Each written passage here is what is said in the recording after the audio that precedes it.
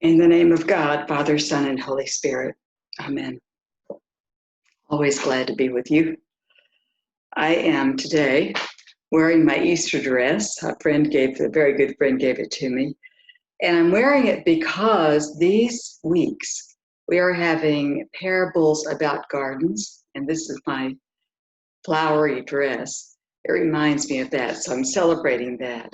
In today's gospel, we have the garden or the field with two kinds of seeds. You've got the darnel, looks like wheat, is not wheat, but it looks like it, and we've got wheat. And one is good and one is bad. So I want to talk about that. But before I do, I want to point out something that Paul says in the epistle today. He says, we are now adopted children of God. And the way he's putting it is, so now you've got a great inheritance, so good for you. It's kind of like you were third world, now you're first world, so you made it. But it's more than that to be adopted. I've learned. I adopted my own daughter, and her life has taught me a lot.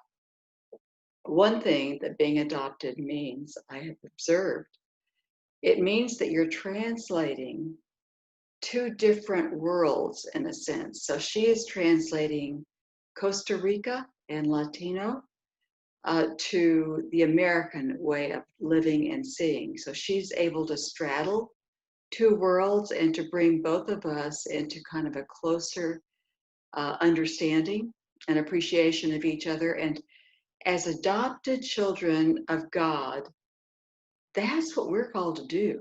We're not called to abandon everybody else who's not on that road, who doesn't consciously recognize God in their life. We're called to translate this life for them. And I'm using that word for a reason, because I've learned in my time here, I've learned to honor and appreciate translation work. Sam does it every Sunday. Peter does it constantly during the week, and Matt did it before he left as well. And what it involves, I've discovered, is not just, well, this word means that, and so let's substitute the word. Not at all, not even close. That's what Google Translate does. It will say this word means that word, and then you put it together, and sometimes it makes sense, and sometimes it kind of goes in a different direction. What translators do is they take what the person, like in a sermon, what I'm trying to say, what I'm expressing, Sam will take that and then he will understand how sometimes my expressions come from my culture, and he will work with those expressions to share that idea to a different culture with different expressions. So it's art as well as a discipline. It's magnificent work. That's what we're called to do. We're called to translate this reality of God as we come to experience and know it to the world. And I'll get back to that. But first, let's talk about gardens. So in today's gospel lesson, the servants are looking at the field and they say, "Oh, master, the enemy came and just put a whole lot of seeds of this other stuff in here with the wheat." Now, wheat is life-sustaining. It was a staple in those days. And darnel, the bad plant, the bad seed, darnel looks like wheat. Problem is, if you happen to grind it up and use it in your bread, it would poison you. It would maybe cause you to be blind. It would possibly kill you. So you really don't want to have darnel in your garden of wheat. So they say, okay, let's take care of it for you, master. We'll just chop all of it down and get rid of it. And the master, who is God, says, don't touch it. Do nothing to the darnel. The angels, the avenging angels, will send the fire that is unquenchable and it will purify. But you don't do that. That's not your job. Now, he says that, and we've had that statement all these centuries, but we kind of don't think he really meant it, right? We think, yeah, but if it's darnel, I'll get rid of it for you, God, and it gets us in trouble. It causes us to become the darnel in the garden. And here's an example, the worst example from our history, the Crusades. So there was a time when we said everybody who's not Christian is darnel. Muslims were clearly not Christians, therefore they got massacred, just massacred. A really low point in our history. We became the darnel when we started killing to help God. That's not what you do, but we did it. Here's another example from the history of this country. When the settlers first came here, they believed very fervently that they were the new Jerusalem. God had called them to this place. They were God's people. And whoever else was on this land, well, that was darnel. So you got rid of it. We murdered nations of Indians because we called them darnel. You're not Christian, you got to go. We became the darnel. And that's what happens in our own lives when we do that. So God says, leave the darnel alone. I will deal with it. So let me tell you about the Old Testament lesson today, because God deals with darnel in it.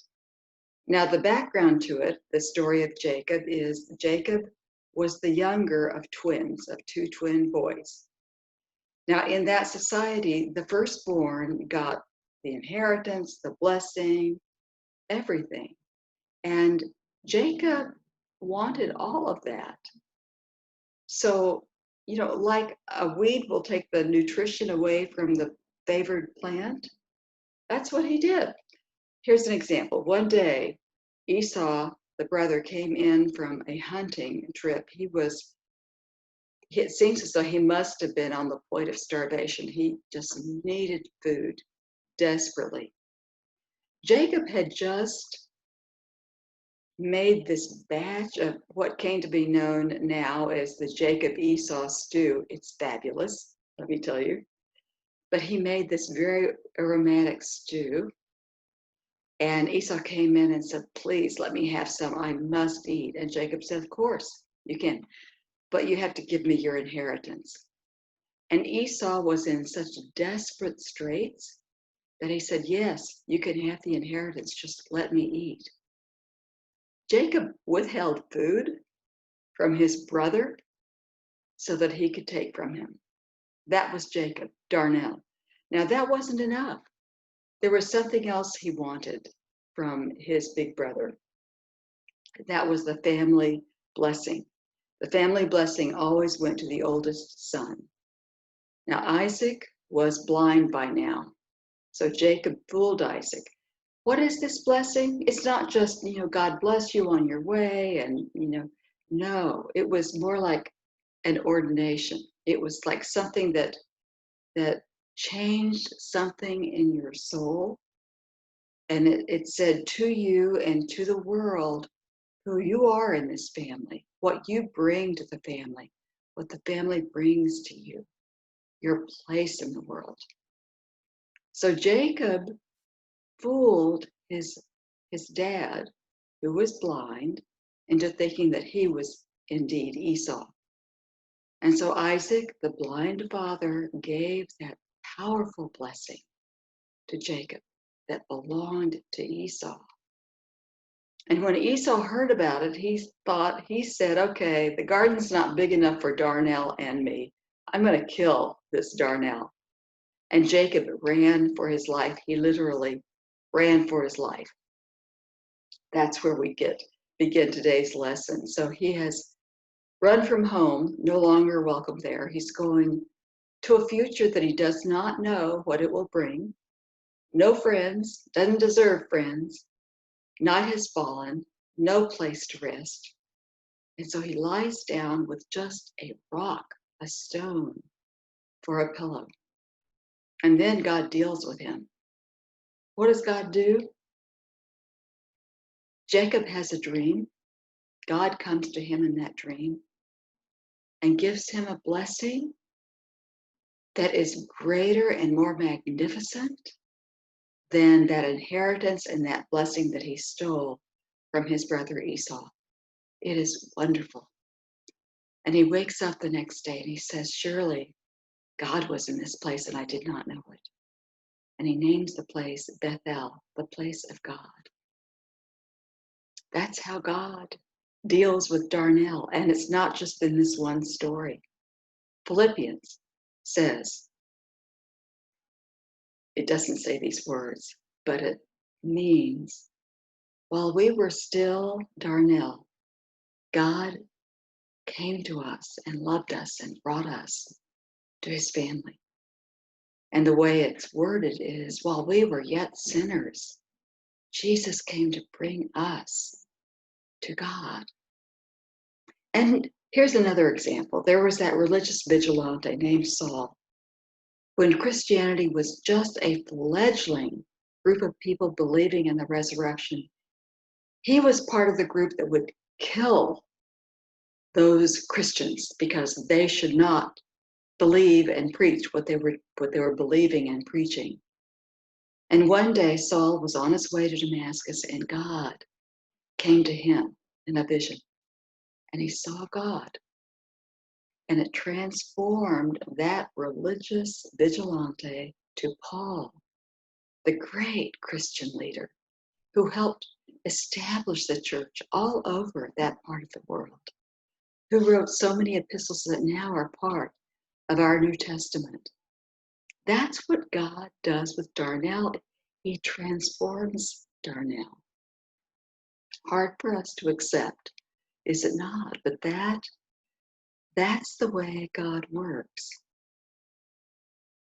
So here we are in the COVID-19 time. Wouldn't you say it's like Jacob almost? We're between a rock and a hard place during this time. But it's not going to last forever. It's going to last maybe 1 year, maybe 2 years, maybe a little longer. But it's not going to be our entire lifetime. It will be over. We will wake up from COVID-19, may we say, surely God was in this place and in this time.